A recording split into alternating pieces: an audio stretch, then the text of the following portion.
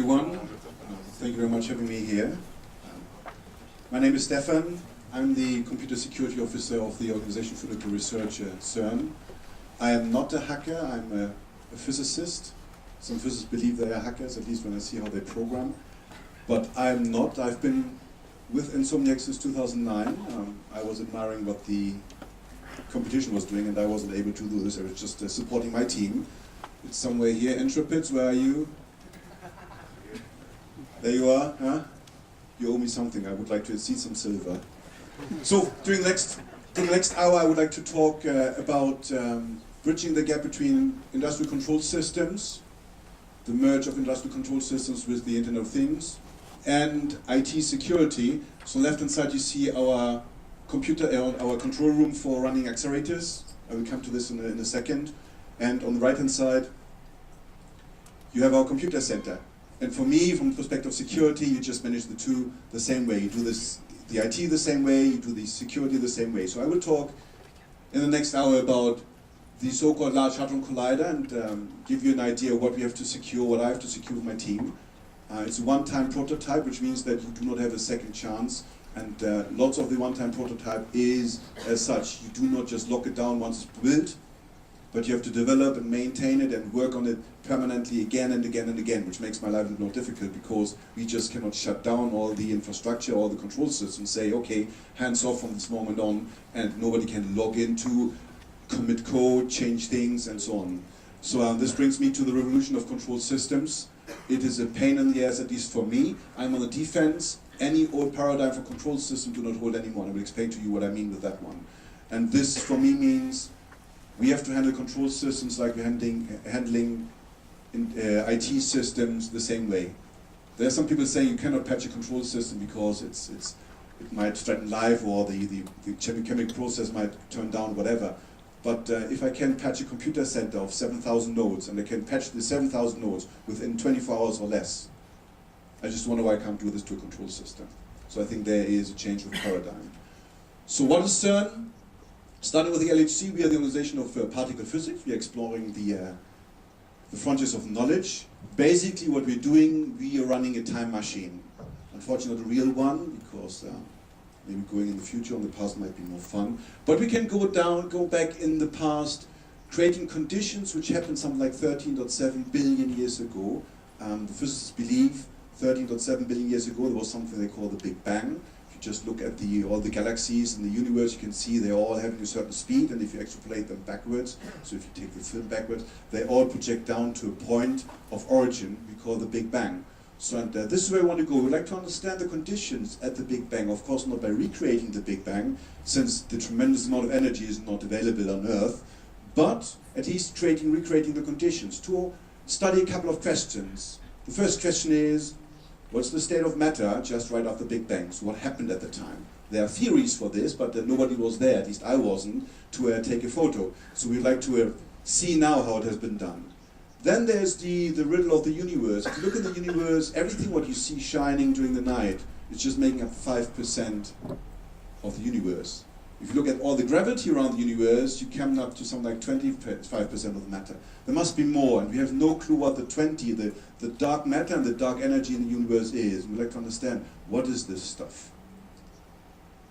Our next question is, physicists believe that at the Big Bang there were creation of matter, but there was also the same amount of antimatter. But there is no anti-Stefan in this universe, there is no anti-Earth, there is no anti-Sun, there is no anti-galaxy in this universe. It's all gone for whatever reason, so there must be some asymmetry which made the antimatter disappear. Why? That's one of the questions. Last but not least, it's a very important question for me is, why do we have particle mass? There is no theoretical reason why particles have mass, and I would be happy if we can get rid of this mass thing, because I have too much mass. So this is mankind's curiosity. And mankind's curiosity we are attacking worldwide. So every country you see here, not in white, is sending physicists, technicians, engineers to CERN to do together with us research to create the conditions of the Big Bang. How do we do this? It is very, very simple. If you want to understand how your mobile phone is working, you just take it out of your pocket, you can do now, and you just throw it against the wall. And when you do this, you will just fall in bits and pieces. You can look inside and understand how your mobile phone is working. We do more or less the same thing, but mobile phones are a little bit too expensive. So what we're taking is, we're taking protons. Protons are us. We are made out of protons, neutrons, and electrons. We take 2 protons. We smack them together. Like you can smack two iPhones, you get a good telephone. Just smack them together. No trust, huh? You smack 2 protons together. The protons, or what's inside the protons, so-called quark, interact. And in the end, it's just a question of energy.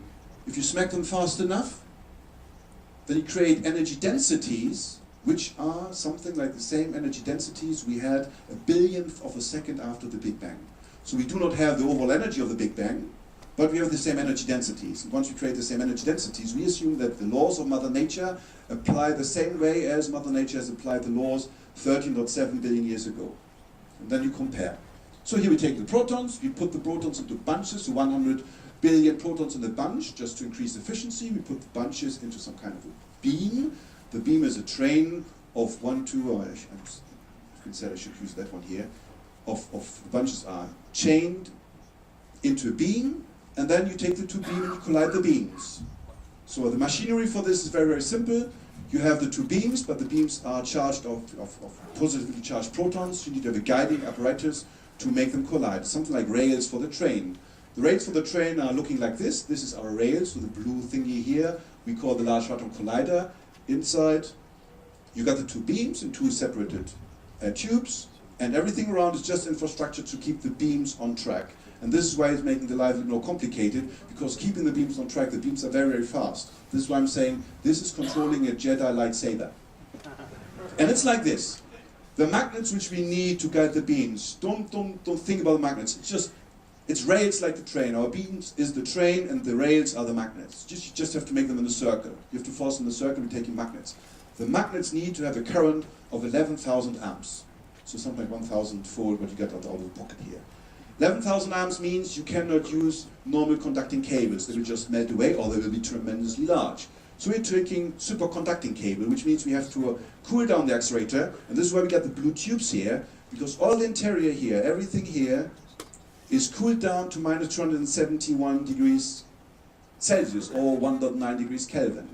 Because in that moment we have the cables really being superconducting. Superconducting means we can send the 10,000 amps through this without generating any heat. So this is the apparatus. And for that, we got the beam. To get an idea of the beam, yes, I know we're in Switzerland. I'm still hoping. This is a euro for those who have never seen it. There might be some UK colleagues here. This is what you would have got if you would have voted differently last year.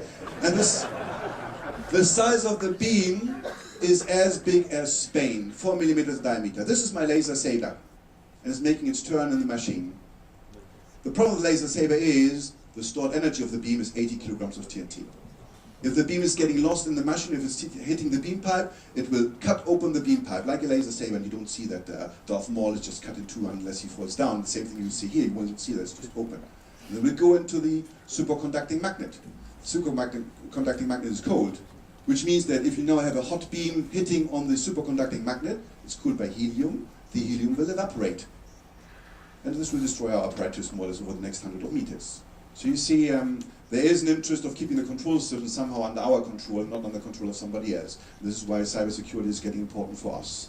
Here's looking in reality. We are located over here in Palexpo. This is the airport, 3 kilometers. Our accelerator is 27 kilometers in circumference. Why is it big? It's the argument like with your car. Take your car, 200 kilometers an hour downtown Geneva, turning right, doesn't work because the curvature is not good enough. So you have to vary an autobahn with a large curvature. The same thing is for us, we need to have an autobahn. Everything is something like 80 to 140 meters underground, just to not pose an obstacle to the people living there. And then we get the beams in. Here we are, 2,072 bunches. They're doing 11,000 turns a second. They are not stopping, even at the border here. They are not stopping, so there's no border control for those. The distance between the 2 bunches is 25 nanoseconds, and then we have 4 collision points where the beams are collided. When we're in production, they're collided permanently. So this is something like you fill the machine with all the This takes something like 2 hours, and then you keep the beams in the machine for the next 12, 15, 20 hours, unless some of the control system is failing and declaring that there's no power anymore, cooling is lost, thunderstorms strike and we lose power completely for the site, or whatever else is happening. But usually this is running for 20 hours. We produce collisions. This is an apparatus for taking the pictures. It's open, so this part here is usually pushed on top of that one. Here are the two beams. This is the beam pipe. Here is just one beam pipe, because with two beam pipes you can't collect the beams, so you have to put them together. To get an idea how big it is, here's a guy. So this is 40 meters in length, 20 meters in diameter, and the collision point, the actual collision point, is something like 12 meters down this apparatus. Just think of this one as a nice Canon digital camera. And we have a second one from Nikon, which is looking like this one. Here again is the beam going through. Here you see the height of a rack, which is 2 meters 40, so you get an idea again. This is 60 meters in height and something like 25 meters in length. And with those ones, we're taking the pictures. Why are those so big? If you get the collision, what's coming out of the collision is still very fast. So you need to have some space to break them down, to stop them, to really measure them. So you do not do a film. Just don't think that you get a collision, you get a film how it's happening. You just see the end product. It's like the police coming to a crime scene and then just see the dead body and the blood. But you don't see how it happened. You just have the evidence, and then you have to collect everything together and figure out what really happened. We got 3 million digital and analog control channels. We got something like 34 control systems hosted on blade servers. And in the end, there are 700,000 lines of code, but something like 1 terabyte of configuration data, which is pushed to the experiments before they start. This is how a collision is looking like. Nobody's looking at those ones apart from on presentations, because everything analyzed is done completely automatically. But giving you now some ideas of the numbers, 25 million bunch crossings we have a second. So every time out of the bunches, something like 10 to 40 protons find a partner. So we got 10 to 40 collisions on top of this. And then you have to use computing power to figure out which collision came from which part. So it's something like taking a picture of you with an analog camera and without winding forward it of you, and then later on you have to figure out the photos again from one film. Data rates, 1 million data channels, 10 megabytes per photo. We have a raw data rate of 1 petabyte per second. So this is what's coming out of the experiment. We cannot store that. I think there are just a very few companies worldwide who can store this, and they are all based in the US. For us, we are filtering this down with something like a filter farm of 3,000 data acquisition servers, and then you end down with 10 gigabit per second. The 10 gigabits per second are getting in our main computer center, and then they're distributed worldwide for the researcher community. And then you start doing research. This is just one of the results. What you see in red is the prediction of the theorist. This is what they take all the mathematics together. They say how the collisions should look like, what should happen. And the dots are the data. You can see in how the data drops in by date. And if you look a little bit more closer, you can see there is a small difference here. The red doesn't correspond to the dots really correspond to the rest. And this is then where new physics kicked in. And this new physics had a name, and the name was given by a professor who predicted this 40 years ago. And he said there must be something, a mechanism, we call after him, the Higgs mechanism. And for him it was very lucky, because he was still alive 2013. Peter Higgs is here, and this is why he and Francois Englert get the Nobel Prize. So this is more or less the basic research we're doing. Is this any benefit for you? No, it is not. But, hold on. Professor Brown didn't know when he was playing with electron beams that 50 years later this is becoming a television. We had already trackpads for controlling accelerators before Steve Jobs even knew that he will found Apple. The World Wide Web has been developed as a protocol for exchanging design data for the LHC and others between California and CERN. So you see, those are spin-offs. Some of the accelerators are even used nowadays for medical application. The Higgs, touché, this is for the physicists to understand more how we're working. But everything else is more or less for the benefit of mankind. And we get more collision points. This is looking like the public transport of London, New York, or every other favorite city. Our beams are starting here, first gear, second gear, third gear, not very fast. Ooh, that's tedious now. Fourth gear, and then getting into the LHC, fifth gear, and then your maximum speed. You never start your Ferrari, which you got in your garage, with the sixth gear. You just destroy the gear. So you start the first gear. So we get more collision points. We have collision points for antimatter, for neutrons, and so on. And all those experiments have control systems. All those control systems need to be secured. And all the experiments spill out data which are stored in a computer center, then analyzed worldwide. Worse, we got even an experiment which is not even on Earth. It's attached to the International Space Station. This is called AMS, antimatter measurement in space, more or less. And the data from there is going to a Marshall Space Center with NASA in Texas, and then it's going to our computer center again. The control of this experiment is done again from the control room at CERN. So this is the scope, this is what I have to protect. Lots of control systems, lots of accelerators, lots of accelerator infrastructure. Running an accelerator, you need to have a cooling system, you need to have a powering system, you need to have different monitoring systems. Now you can challenge me. Do I know all the names of the abbreviations? I don't. I can try. I don't know that one here. Beam interlock controller, beam loss monitor, beam of flight, beam position logging, maybe. Beam position monitoring, I have no clue who Bob is. Cryo system is easy. LHC beam dumping system to get rid of the 80 kilograms of TNT once the fill is over. You have to get rid of the beam. You just cannot go in and just grab it and just put it aside. You have to dump it properly. Vacuum systems and so on. And then you got control system for the experiments. Experiments have some fancy names: Alice, Atlas, CMS, LHCb, and many, many more. They are the different endpoints of the accelerator. And then you got safety systems, access systems for the PS, proton synchrotron, other access systems. I don't know what that one is here. CCTV, you should know what that is. Detector safety system, LHC access system. I skip a couple of them because I don't know that this is the gas monitoring system, fire system, and so on. So this is all infrastructure. We have something like 100 plus control systems. And a control system might look differently. So here's the revolution of control systems. Old paradigms do not hold anymore. And that's my main problem. A control system is very simple. You measure something, for example, the temperature of this room, and you would like to trigger an actuator to control the temperature of this room. So you got a sensor here, you got an actuator here, and in between you get some controller, which in the past was something like a proprietary thingy somewhere in the corner, and you cannot just touch it, and you cannot connect to it remotely, you just have to go for touching it. A touch to this is something for us humans, a visualization system, a SCADA system, with some screens, with a mouse, with a keyboard to do the configuration. It might be the thermostat or the button which is just in the wall to dim light in here. And then you get safety systems which are more or less doing the same thing, apart from they're not really controlling. They're just triggering some anomalous situation, and once they've seen the anomalous situation, they pull the plug, for us meaning dump the beam, get rid of the beam, because you do not want to have the 80 kilograms of TNT circulating. You just trigger, and once you trigger the beam dump, the beam is more or less extracted from the machine. It is sent on the target. The target is a 20 meter deep, 5 meter wide carbon thingy, some carbon concrete. You send the beam on top of that, and all the energy is evaporating inside and being cooled away. In the past, it was running some obscure operating system. It was running some protocol, Profibus, which was not known to anybody, but for the control system expert. You can interlink the system. You can have different sensors on the same network. You might have even a tree of networks with some data historian monitoring all the monitoring data.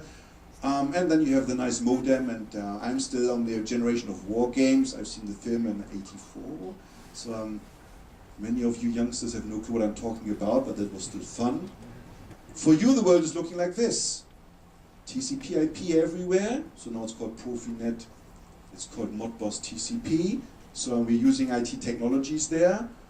We are hooking everything up to the business network, so you have your web service and your data warehouse and the office PC now more or less one hub away, and then you get a firewall to the internet, which is brilliant, because if you go shopping and you buy your next BMW, you go just to the BMW dealer, you just put, since you're all Swiss, you just take out your credit card, you put it on the desk, say I would like to have that one, give them the money, they put it in their computer, transaction done, and then you say I would like to have it in blue, that motor, and it's going via the internet to the BMW warehouse, and then all the parameters are pushed down to the production line, and if you're lucky, by the next day Amazon is delivering you the car. Ideally by drone, but this is not happening. And then you got even wireless access points, and this is my next challenge for more or less this year. I'll explain to you later why I'm completely pissed off of certain developers at CERN because they are not using fancy new IT technology, Arduinos, Raspberry Pis, and they all come with embedded VLAN interfaces. And you cannot just pick them off, and you just cannot switch them off. They're just there, which means that if they put them on my controls network, which is well protected, I have now some wireless access bridge into my controls network. And if you just come by and drive by, don't like that particular part. And look here, my pain points. Microsoft for the operating system, hooray. Wireless access points for convenience. And then the internet connection, and I need to have the internet connection because developing for the LHC, lots of development is not done at CERN, it's done somewhere in Asia or somewhere in Germany, or France, or UK, or in Americas, so the people need to have remote connection, and this is putting some pain points for me. Control system looking like this. This is a gas control system. You can still see here some old displays, but in the end everything is ether connected. This is down in the tunnel, here's the beam pipe. This guy is just there because there's no beam. If he wouldn't be there if there's beam, he wouldn't feel healthy. Here's the beam going through, and lots of cables, again, lots of control system all on Ethernet. Pumps, valves, small cables. The blue cables are TCP/IP, Ethernet. This is a safety system. You see lots of racks. Again, everything else TCP/IP. And our control center, just one Windows screen. I'm very happy about that one. The others are all based on Linux, but honestly, once you come into that scale, you have to also fix your Linux systems, and this is also a pain point for me. So here we are. Bye-bye, Bill. Welcome, Raspberry Pis and Arduinos. It's really a pain for me. Embedded devices, you cannot patch them, you cannot patch them remotely properly, you cannot manage them remotely in bulk. We're not talking about one device, we're talking about thousands of those devices. How do you patch them? And then they are in production, which is even making more problems. You cannot just patch them like you patch your PCs on a Patch Tuesday. Apart from the core and control systems, in my mind, interconnections will grow. The power system is talking to the beam lock system is talking to the vacuum system is talking to the cooling system, and so on. It's all interconnected. I'll show you a more technical slide on that one, how this is looking in reality. We're talking about the terrestrial control system, but the Internet of Things is just more or less the same thing, but you run this at home, and they will merge. I'm seeing more and more Internet of Things devices being used for controlling accelerators. And then wireless on the plant floor, I mentioned that before. And last but not least, where is the damn business model to get those devices secured? There is no incentive, there is no law, there might be some certification, there might be some NIST 800 standard in the US or CAP 02209, but in the end, every hardware I'm getting, which is for a control system, sucks. It is not secure, it has not even security in mind, it's not even robust. So if you just look at it with Nmap and it's crashing, we're not talking about security, we're talking about fundamental, basic principles of designing hardware. And I see lots of youngsters here, maybe some of you are making it to Siemens, ABB, Schneider and all the others, maybe you bring those security principles into your company, so I'm getting better products. Today I'm not. And this is my challenge. So you have the same challenge, by the way. This is what I just took yesterday evening. This is my Sony television running Android. I got an Apple TV, guess what it's running? I got a Wii U, I have no clue what it's running. Surround system from Yamaha, all of them wireless capabilities, all are connected with my network. Not all of them, the Sony for example is not. I got a solar power converter on the roof, and guess what? Yes, it's internet connected because I would like to have a web page where I can read what I'm producing. I got a Sony Hi-Fi, AirPlay, must be on wireless, and then I don't, but a friend of mine is owning Nissan Leaf, and you get a nice web page which is showing the status of your car. So, very nice. So this is the same thing, and those things have been all broken by the Mirai botnet. So you see what the threat is. This might be something hip, and do more research on that one, but for me, control system IoT is the same thing. I did a survey at CERN. Here we are. This is an SCPI device controller I found on our network from Hamek. Enter your command here, go ahead. It's a frequency controller on Ethernet. Here we got a Schneider Electric thingy, and you can define your passwords here. People didn't, they're not forced to. It's a PLC, programmable logic controller. Nicely you can see here the Ethernet port. This one is a NanoStation M2. You can see all the configuration details here. Some of them I masked. There's no security tab here. And if you look, wireless access point, unprotected. Brain boxes, sounds good. There's even a security tab here. Everything is public, you can configure, and if you don't touch the password, you have the default. This is a converter from RS-232 to Ethernet again. And Teledyne LaCroix, all the details, no security. This is an oscilloscope. Last but not least, the fun one here, I can't read this. No user accounts created yet. Click login and access the device with the default username, admin, and password, 1234. When I read this the first time, I changed my password, so but now it's all good. You know what this is? It's a security camera. Internet of Things, this is, from the view of security, a complete fail. If you look in the media, I stopped getting snippets, but you see more or less everything has been cracked already, and you guys are doing a tremendous job in cracking. Some of you might have done this in the past. What I like most is 2012, the US power grid is vulnerable to just everything. Yeah, that's more or less, that's true. That's hitting the spot. I will not read anything of that one, but I still like that hack. Really kudos. The wording, maybe it's saying fish off. Hard to read. But my favorite is here. Hospital equipment infected with configure. That feels good if you're just in bed and then somebody wants to come in and say, oh, we have to have a reboot of your Windows computer. Just hold breath and hope for the best. For CERN, it's the same thing. We are target. Do you think it's possible for the LHC to be hacked?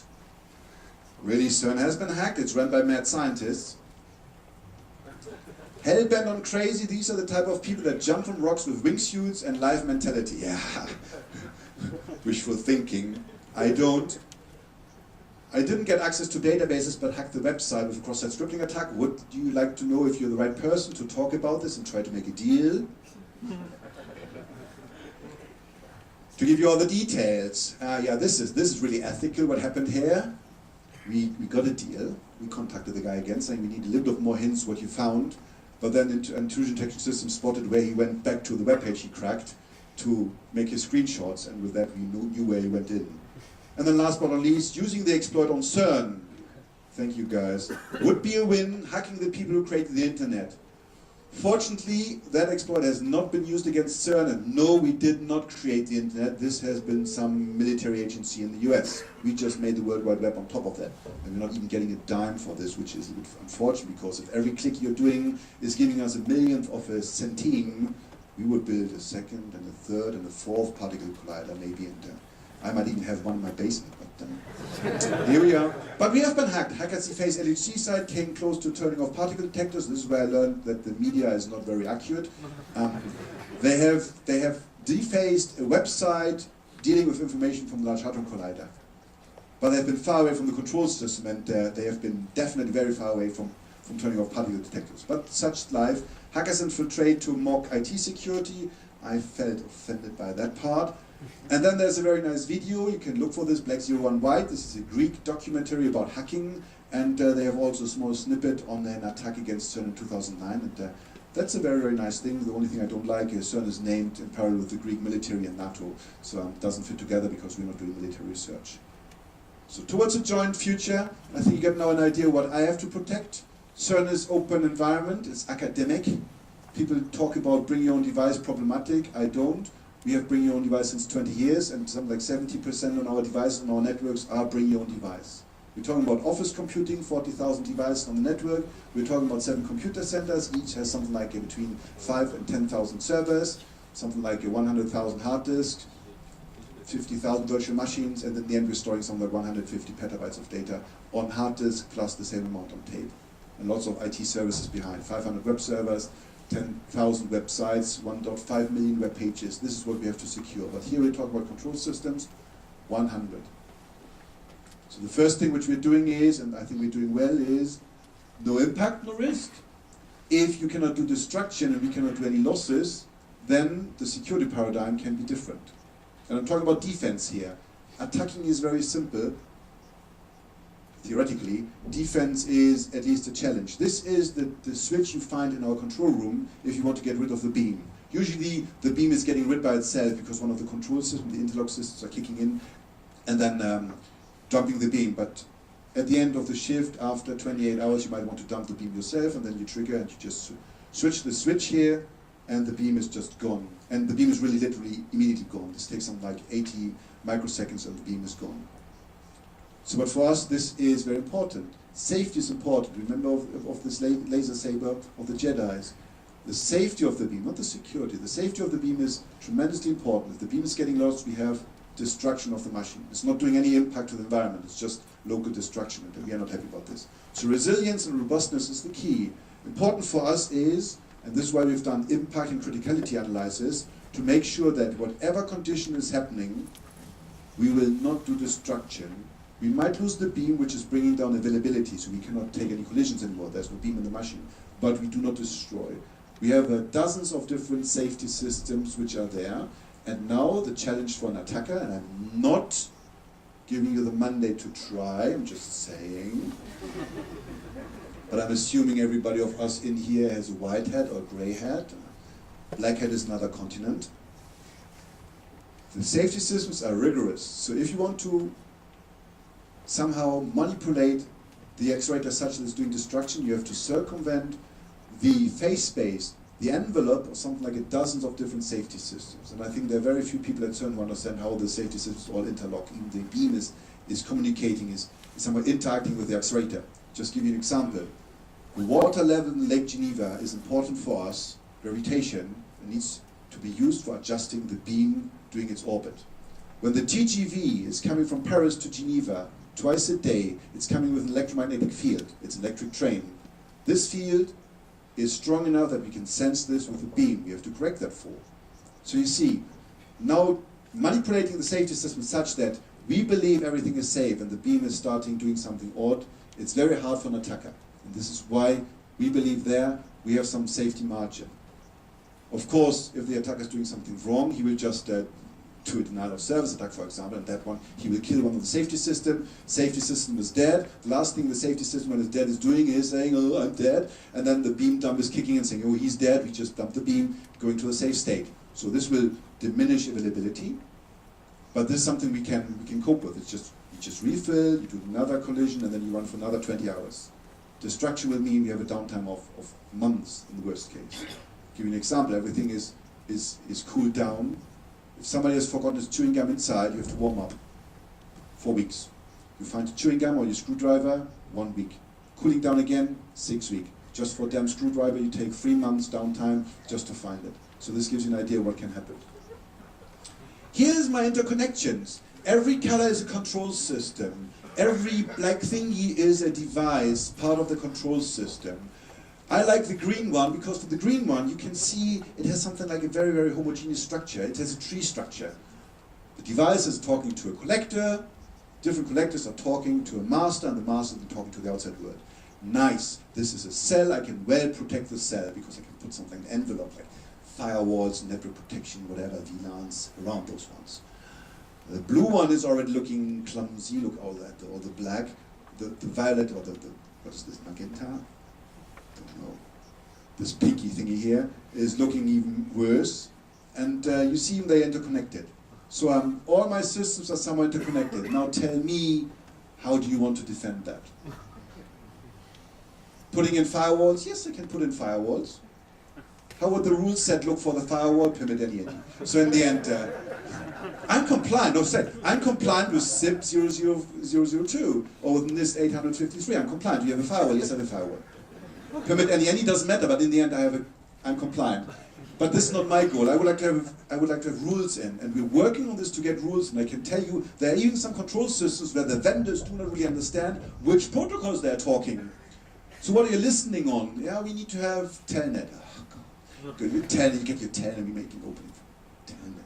And then yes, we need to have some higher ports open, but we don't know actually. We're hopping. So you will get a knocking port, like TFTP, you knock, and then you open a higher port. So in the end, your firewall is looking like you close down the lower ports and then you open all range on top because this damn protocol is set up in a way that it's not saying we are talking only on port 80 or 443. No, we're talking about 20,000 to 35,000. So that's my challenge. But at least I'm lucky. This is why I gave it 2 green tick marks here, I know my assets. Every device on my network, hopefully, is registered, and I have a name behind, I have a contact point behind. Every virtual machine has a name behind I can contact. Every database is registered, I get a name behind.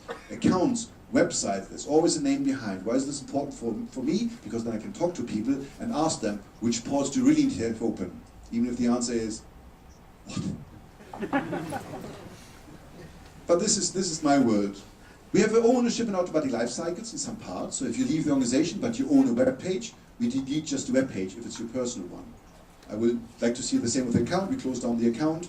In the future, hopefully someday, I might even have devices which belong to you being purged from our database once you leave. But now, if you own the web server of CERN and you leave and I delete the web server of CERN, might not be good for operations. So we have to see. And we started doing an analysis of hidden identity dependencies. If somebody wants to do a PhD, my email address is down here. That is worth at least a couple of PhDs. So I have a few students having had their teeth on that one, and we came always back with the conclusion we cannot put a firewall envelope around because people just don't understand the protocols they're talking in depth. So it's a pain factor. But we're coming closer. I gave myself 2 out of 3 points. Fair, I guess. Also technology is used, and yes, there's the Windows XP used at CERN. You think, why can you, from a security point of view, why can you? Because it is a 100,000 Swiss francs worth oscilloscope. And you cannot patch it, and you cannot upgrade this to Windows 10. It's just the box running Windows, and people not using this as a computer, but as an oscilloscope. So what do? We have to now fence it around, just protect it somewhere else. I'm happy because we got an IT department, which is like, listen Frodo, to rule them all.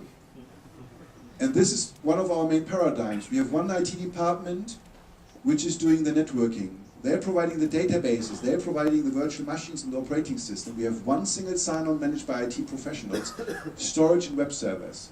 This is not because I dislike the control system experts, but it's already in the name. Those are control system experts. They are experts on control systems, but not necessarily in setting up a web server, and I can tell you, no, they are not, or a database, or designing their own network. So, we did a deal, and we're moving closer to merge those 2 realms. The network is handled by the networking team, like in the computer center we do for the control system. Same operating system, same databases. We're using Puppet in the computer center. Our control system experts, for whatever reason, use Ansible. So there's still some work to be done. In the end, I would like to see it just being one used for both sides. But we're using more or less the same technologies, same support team, same people. Why is this good for security? We cannot debate whether a homogeneous system is better in security than a heterogeneous system. For me, if I have one team of experts, trained professionally also in security aspects, running the show and securing the show, it's much better than me going around talking to the service and databases in experiment A, in the Beams department, in IT for the finance department. Having pockets of database around the site for me is a nightmare. So we just try to move everything together, everything centralized. And think of that, we're an academic environment. They are physicists. If you don't give them whatever they want to, they just develop this themselves. So you don't give them their blue Joomla installation, they just set up a web server somewhere in the corner, connect to our network, and then it's running. The only good thing for me is this web server will never make it to the internet because I control the firewall and they have to make a formal request. And when they make a formal request, I ask the question, why is an Ubuntu laptop for a web server, which is production? Have you thinking of patching? Does your manager know how to patch it once you're gone? Then looking at the web page, there are physicists, students, brilliant things. This is web technologies, modern web technologies with everything, but then using HTTP for login, cross-site scripting, SQL injection, and then it's usually pity, in particular during summer when the summer students are coming. They are all developing web nowadays. So if you've got summer students coming in, it's either web, it's either Java, or they're doing some iOS application. So the web ones come then to me, would like to have the opening, and then it's a little bit of a sad story because some of them come after, at the end of the project saying, look here, I've got the web server here, laptop, Ubuntu in the corner, can I have an internet opening? And then I have to say, come on, your setup is completely screwed. So you can get a thank you and you're not getting any opening, and then there are tears and I'm getting angry calls from the supervisors, and my only thing is saying, just contact us beforehand and we can help you. So this is more or less where I am pushing for having same people, same support, professionals doing the job. And we have adapted priorities. Of course, we do not patch the X-rater when Bill Gates is saying it's patch Tuesday again. So there are timelines where you can do the patching, and yes, you cannot patch an X-rater control system every month. You have to wait for scheduled downtimes and then you do this. Same thing for the computer center.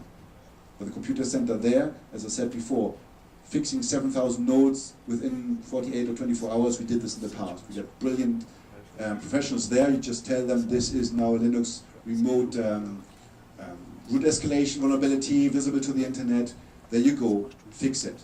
And then they just drain the queues, they stop everything, and then they reinstall the servers even if they need, or they patch the servers. We had even reinstallation things where we didn't know whether we've been compromised or not, so we reinstalled 5,000 servers over a time of 24 hours. But it's all puppetized, it's just on the click of the mouse.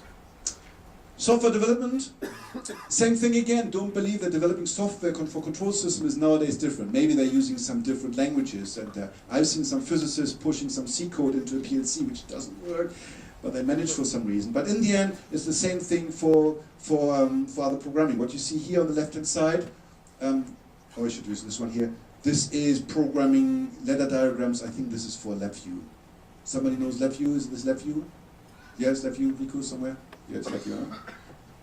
So, but we're trying to use the same software development lifecycle, using the same tools, even for control system, Git, GitLab, Jenkins, Koji, Maven, having static code analyzers in the loop so we can at least see how many hiccups, how many blunders have been implemented by the physicists. Still, this is on a voluntary basis. I know there are lots and lots of developers, I have no clue about you, but if you're developing, are you using GCC -W all, or are you just ignoring this because when GCC is not complaining at all, it's good, and you don't look at all the warnings? Please look at the warnings. That's what I'm telling the people. Run static code analysis. We're providing them from the security team. Anything you want to, for PHP, for Perl, for Python, for Java, for C, C++, it's all there. You just need to get this Docker image into your build process, and you run the tools. And yes, of course, you had lots of warnings afterwards. But from a security perspective, if you have them all, got rid of all the warnings, you got a clean and sober code, at least to the knowledge of my static code analysis. And there's a huge effort needed to integrate commercial products. If you get a PLC from Siemens, they have their own development suite, and now you have to see how you integrate this. So what we're doing is, and I give us one point here, so it's 1 point. You can still improve. Training people, we're doing, it's sometimes fun. This is the training for LabVIEW here again. We're doing similar training for IT professionals and for control system experts. They're learning how to program securely in Java and C, C++, PHP, Python, whatever else. I still wonder why are the students are coming from university having a concept of operating systems, of networking, of databases, of web servers, but no clue about how to secure them.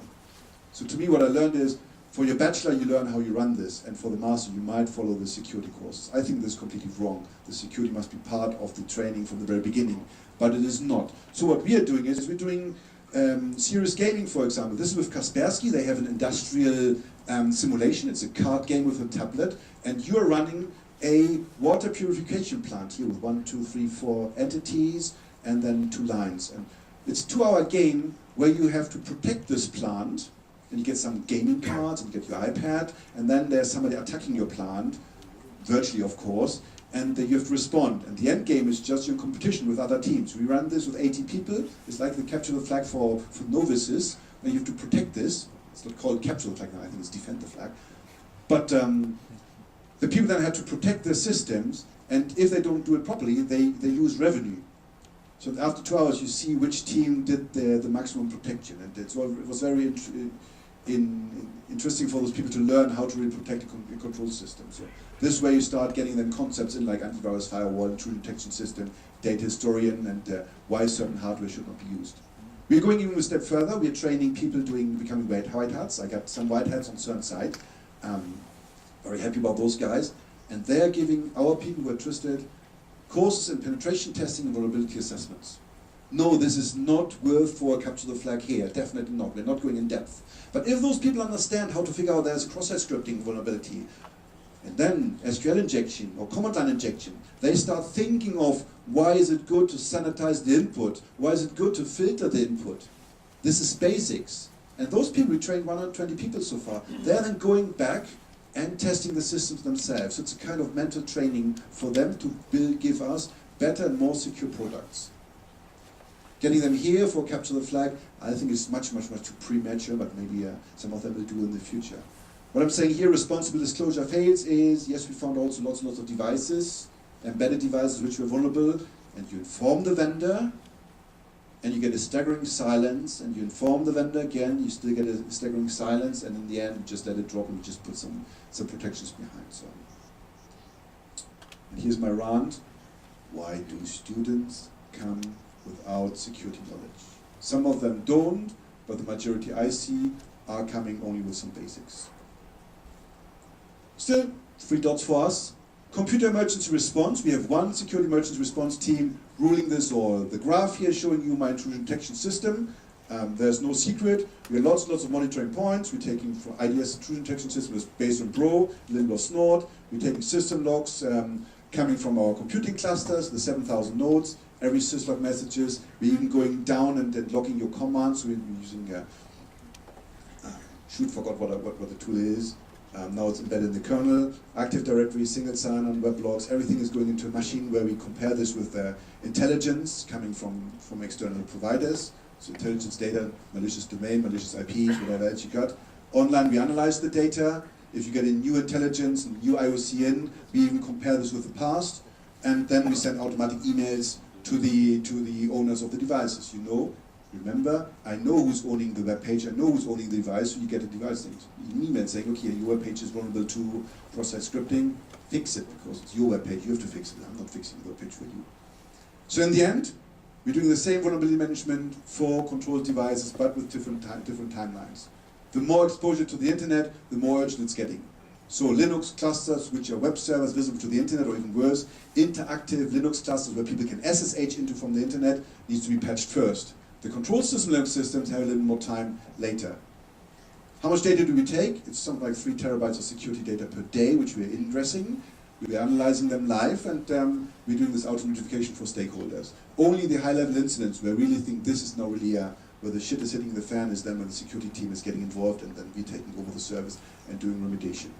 And yeah, this is why we have one emergency response team. So I think we're doing quite well there. At least we haven't been in the headlines in the past couple of years, which doesn't mean there's nothing happening at CERN.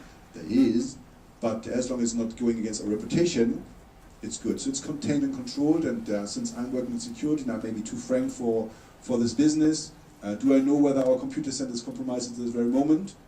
If I would be now a high-level manager, I would say no, definitely not, but I'm a security guy, I just can't tell you.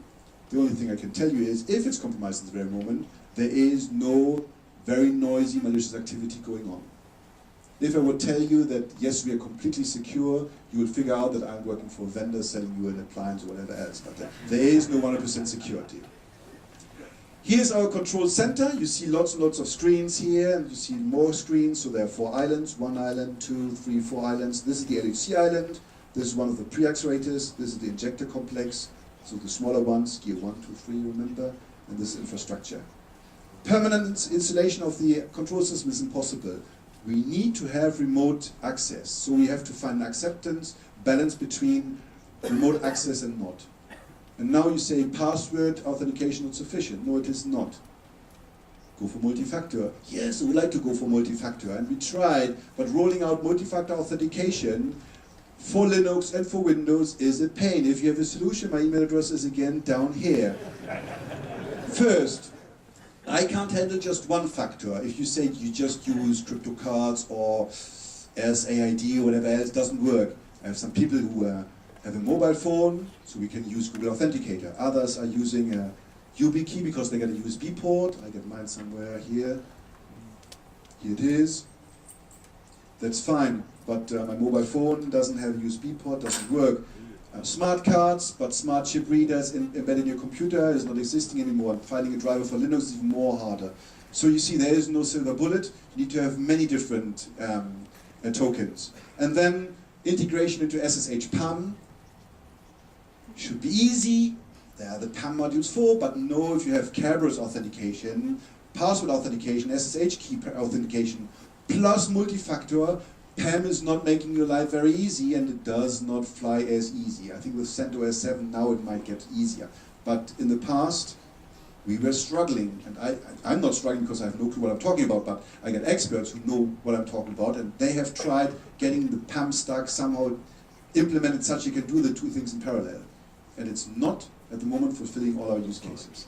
Finding a solution for Windows, the only answer is go to Azure. Yes, very good. All my control system moving to California, and then we do it there. No, it's not an option. And finding a plugin for Windows, if you have one which you're happy with and you can deploy on more than one PC without any big fiddling around, again, my email address is here. I'm really interested. So, fail. Yeah. And then we get the one-time prototype of the LHC, double fail. Why? Because we cannot have independent test stands. This is the idea of a one-time prototype. If I have test stands, I have a second prototype where I can do the testing. But lots and lots of development rollout, you need to have the live machine. You need to have the live machine because your beam is interacting with your control system. And if you don't have beam, you cannot test your control system. But you cannot have a second machine where you get the same beam as a test machine because, again, it's a one-time prototype. So we have something like 600 virtual machines used by the developers, and all of those ones have, for one time or the other, direct access to the control system directly from the virtual machine. This is my biggest working place I have at this very moment. Multi-factor authentication to the rescue, but, recall the slide before, does not fly yet. And then final development can only be done on the real hardware because this is where your control system is directly interacting with the beam. And the beam is interacting with everything. The beam is a charged thingy and it's interacting with the beam tube, with your cooling system, with the power system and so on. Last slide. I'm looking for incentives. We scanned in the past, 2007 or whatever, we scanned our control system using Nessus. It's not really professional, but this is the maximum I can do in terms of hacking. So I was running Nessus. And I think I've done it well. I was able to crash 70% of the devices, I can say. 15 other percent of the devices, you crash the web server because you're just giving it 8,000 characters in the URL, or you crash the FTP server because you're giving it 8,000 characters for the username and so on. I know it's basic, it's for you, I would score on that one maybe the last but one. But there we are, those devices have no security design. You get a oscilloscope with a blue screen here. We got one of the Intrepid guys hacking into this dosimeter reader here. You put your dosimeter in here. Here's the Ethernet cable. It took you how long? 70 seconds, denial of service, crashing or provoking a core dump, and then using a TFTP or Telnet, don't recall anymore. No, TFTP to extract the core dump, and what do you find in the core dump? Telnet password. Here we are, 70 seconds. You can talk to the vendor, you can figure out what the vendor is. The vendor are very nice guys, they are bright, they are doing very nice products. It's a brilliant dosimeter reader, but the security is not the mindset. And then we got here a chassis. This is a VMA crate, usually you get the power here, and here you see Ethernet ports. Something like 60 seconds denial of service against that one, and all the buttons on this box are dead. So you still have your 12 volts, which is good, but toggling or controlling is dead. No problem, Stefan, go there, pull the 220 volts plug and put it back again and reset and everything is fine. Good. How many students do you need to reset 1,000 of those ones? So, device insecurity is a major problem. If you're working for a company producing control system, listen to me, please. If you're doing consulting, consult harder, push them. Why can't we make the manufacturers liable? There's just 2 products worldwide where the liability is with me and I'm bearing the cost. Which, one is the software, of course. What is the second? Cocaine. So, why can't we have any incentive to get products which are secure? I would like to give it to Microsoft and others and just tell them, give me something more secure, because I'm bearing the cost. I'm running a security team, we are chasing vulnerabilities, we're doing penetration testing, we're training white hats to get all their products somewhat secured. Why do I need to have the cost? Why can't I get an access point or an RS-232 converter or whatever else in a secure fashion? Here's my suggestion, maybe this is bouncing off or not, is enforce bug bounty programs. Everybody who's producing software or hardware must pay the fine of the first vulnerability money according to a catalog which is defined, maybe even worldwide. Cross-site scripting vulnerability, you're getting 1,000. SQL injection 10,000, command line execution vulnerability 100,000. I don't care about the numbers. But the company is obliged to pay to the first, and then it's doing responsible disclosure. You might even scale this on users of devices. So my small program I just developed last night with a cross-site scripting vulnerability which I put in so you get the money is not giving you a lot because just using one user, me. But if you find something in Chrome or on Windows, it's scaling with the dissemination of the device. And we just do this for proprietary software. For open source, and this is where the national governments must come in, the government is paying. Because who's paying for open software? This is open source. Open source is open source, so there's no real owner behind. There's somebody who started this and then it's spinning off. So you can't oblige you to pay if you find something. So a hard plead, the government will pay. But think of that twice. Vendors with proprietary software might now decide, I'm engaging on security and I spend the money in-house instead of giving it to you because you found something. Or I don't care and I pay you the money. Or I make my software open source and the government is paying the money. And for everybody of us, the advantage is, instead of going onto the black market and selling your exploits for a tremendous amount of money but being completely unethical, you might make a little bit of money legally, and you can get a profession out of that one. So most of you are professionals anyhow, but think of the students at universities who would like to get some money. So maybe this is driving off, and there are lots and lots of questions which are definitely not addressed here, but you see it, just have 4 lines on my last slide. Here we are in summary. I hope I was able to convince you that we're living in a life of symbiosis with industrial control systems. If you're not convinced yet, just think of a power outage in your city for a month. No cooling anymore, your food will warm up. You cannot go shopping because it's the same for the supermarket. You cannot go do paying because everybody of you is paying with credit cards. You can't take your car anymore because the fueling pumps and the fueling station are on power. If you are diabetic, not diabetic, if you are ill and you need medicine which needs to be cold, good luck for you. If you're in the hospital diesel might last for how long? We are living in symbiotic control systems and we need to secure this infrastructure and we don't. Nobody's interested in that one. Interconnections will open up. Internet of Things is just the best example, and the LHC is another example where we have to open up connections between control systems and even to the developers which are sitting worldwide. For us, resilience through safety systems is the core, and I'm working more and more with people so that we even can get the servers, the Windows servers, the Linux servers which we're using in a redundant fashion that we can patch more quickly, so we have redundancy, more resilience there.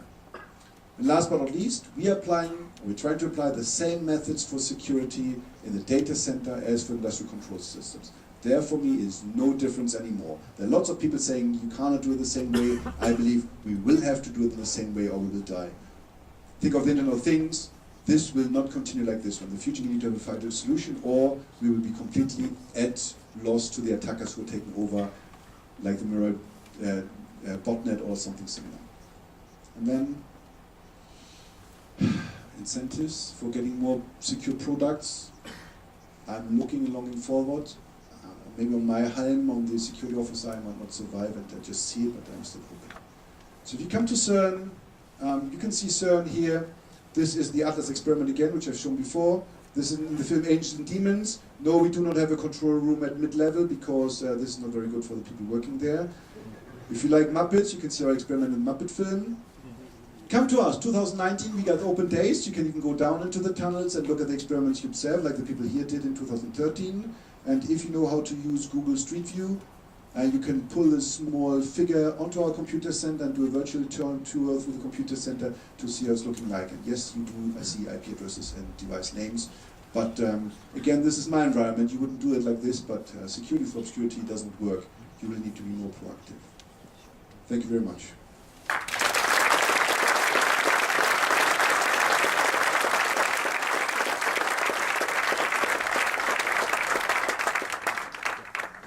Gosh, I'm really Swiss, huh? It's just on time. Actually, I'm not Swiss at all. We have questions. Concluvio Paco. Nicola.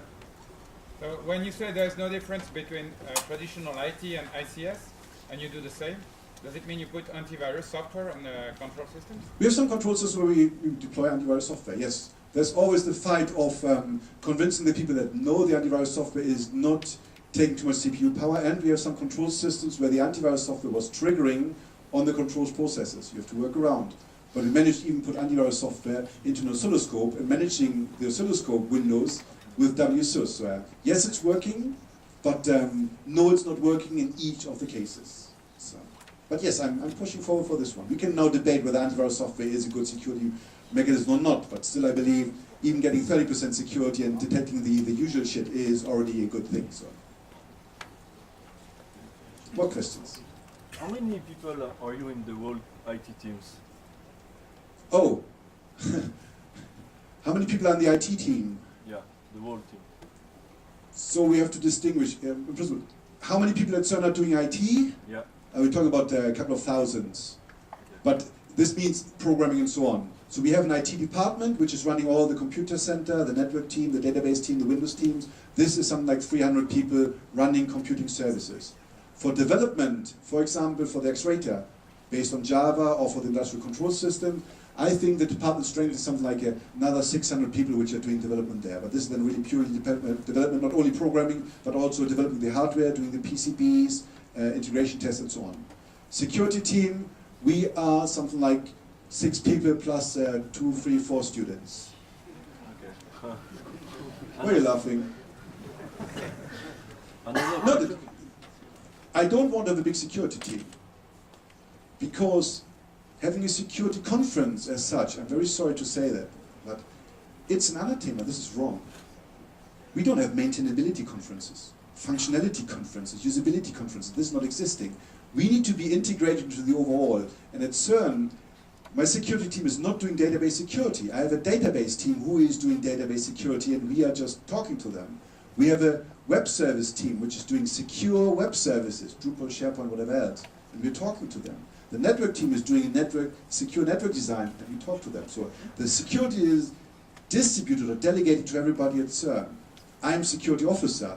I am not the person responsible for computer security at CERN, because, bring your own device, I don't control the endpoints. Most of the services I do not control. I have not the power to impose things on people. So how can I be responsible for something I do not control? I don't have a license for running a motorcycle. I'm not taking responsibility if I'm running or driving a motorcycle. This doesn't work. So we delegated this, and I'm just taking responsibility over if there's the need to. More questions? And yeah, last one. Are you sleeping well during the nights? Oh, I sleep very, very well. I enjoy this job. It's nice and fun, and yes, I got a tremendous good team which is taking care. So I'm replaceable. So there are others on my team which can stand here, giving you a similar presentation, their style, and they can secure CERN. So it's teamwork, it's a team effort, like what you're doing in the CTF. You don't win alone, you win by a team of 5, 8 people. More questions? Very good, everybody's just longing for the coffee. Thank you very much.